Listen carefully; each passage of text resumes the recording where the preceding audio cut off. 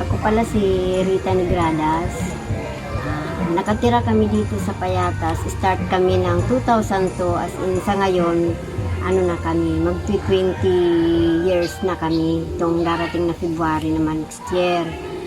Sa awa ng Diyos, ang pinag-umpisahan namin dito bilang napunta kami dito sa Payatas.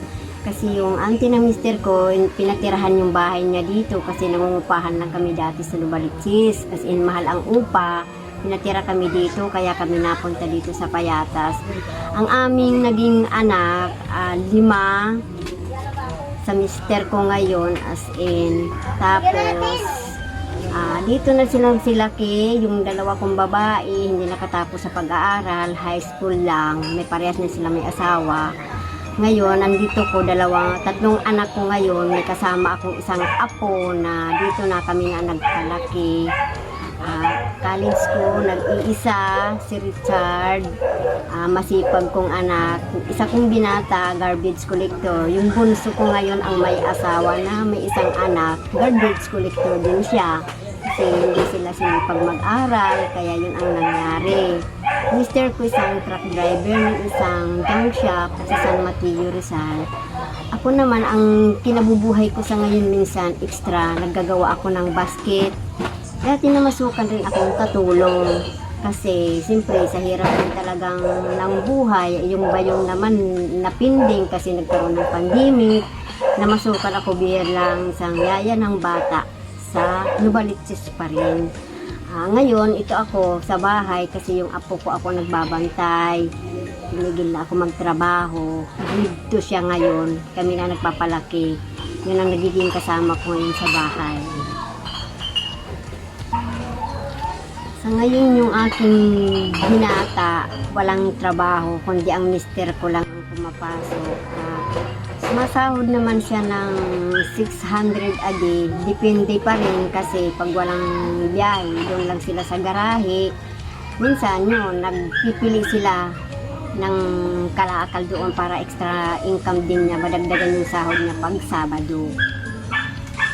Hindi nga minsan nasasapat kasi katulad nga yung binata ko, wala na siyang trabaho, babayad kami ng bahay, ilaw, internet kasi may online, college, yung apo ko, tubig, nag-iigib lang kami, nagsasalok, sa pang-araw-araw namin pagkain, as in, minsan, kinukulang pa rin, pero nakakaraos din naman kahit papaano, as in, tipid-tipid lang talaga. Ito yung kwarto namin. As in, kwarto lang po sila, ang aming bahay. Ito yung ano namin, lutuan, super kalan. Yung ano namin, maliit na kusina na pinagkakasya namin. Nakaupo, ito lang. Dito kasi sa as in pagkain lang talaga nung may-ari ng bahay kasi medyo matanda na siya. 800 a day, 800 monthly, sorry. 800 monthly ang upa namin dito. 800 monthly ang upa namin. Ito yung ito, natubiin. Bali, sa natutulog kami dito, bali ano kami lahat. 6 kami dito lahat. Kasi yung bunso kong anak na may asawa na, nangupahan siya. Kaya nabawasan na kami dito. As in sa ngayon, bali ano na lang kami, 5 kami dito na lang ngayon.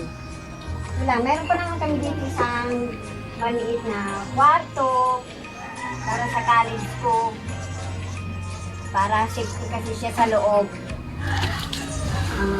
Kung bibigyan kami ng pagkakataon, as in hindi naman siguro kalakihan, hihiling sana ako ng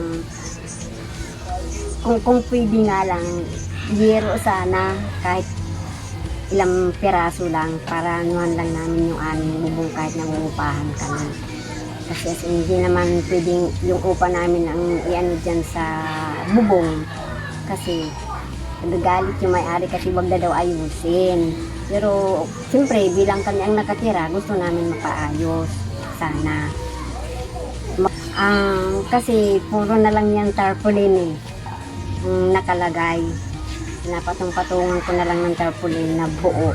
Minsan kinakalahig ng aso nagkakaroon ulit ng butas.